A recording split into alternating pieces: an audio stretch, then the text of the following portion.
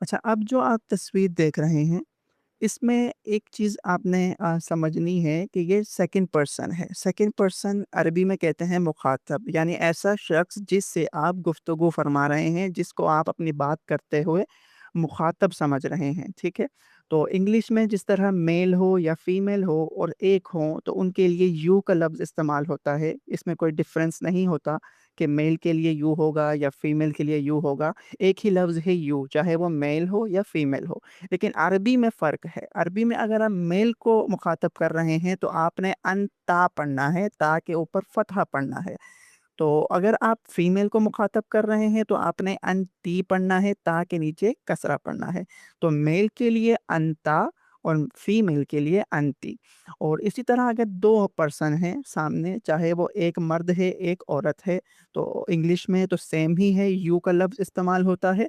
लेकिन अरबी में यहाँ पर दोनों के लिए, चाहे वो मेल हो या फीमेल हो, लेकिन 2 पर्सन को आप मुख़ातब कर रहे हैं, 2 पर्सन को आप मुतवज्जे कर रहे हैं, तो आपने अंतुमा का लफ़्ज़ इस्तेमाल करना है, अंतुमा।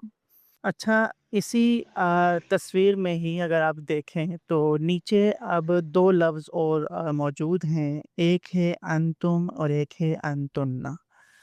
और अंतुम और अंतुन्ना में फ़र्क ये है कि जिस तरह बहुत सारे मर्द हों, वहाँ पर कोई फ़ीमेल ना हो, औरत ना हो और आप उन सबको मुख़ातब करना चाहते हैं, तो फिर आपने अंतुम कहना है, ठीक है?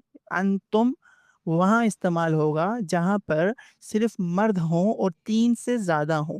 अंतुम, जैसे कि इंग्लिश में तो यू वही लफ़्ज़ है कि यू ऑल, लेकिन अरबी में इसे अंतुम कहेंगे जहाँ पर मर्द 3 से ज़्यादा हों।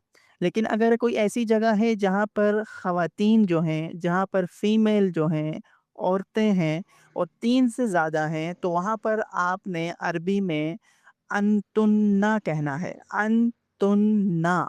इंग्लिश में तो आप यू ऑल ही कहेंगे, सेम वर्ड है, लेकिन अरबी में इसमें फ़र्क आ जाता है। अगर सिर्फ़ 3 मर्द या इससे ज़्यादा होंगे तो आपने अंतुम कहना है, और अगर 3 औरतें फीमेल या इससे ज़्यादा हैं तो आपने अंतुन्ना कहना है।